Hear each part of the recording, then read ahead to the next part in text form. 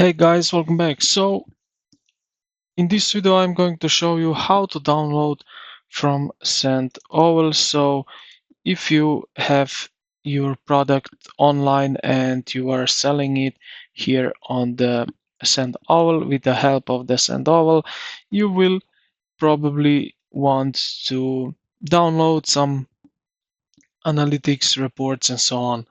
So what you can do here on the left side, go to the orders.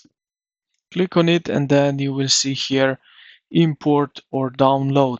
So if you have here some orders, you can download here this and click on that download, and then you will see here what you can do. So you can download here order report.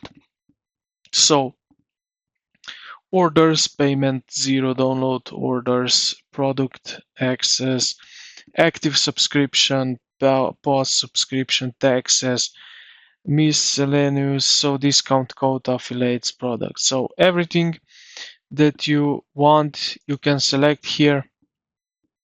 Now you can also be more precise, so you can select product, referred by, discount, used, or from date to date, and then just generate the report.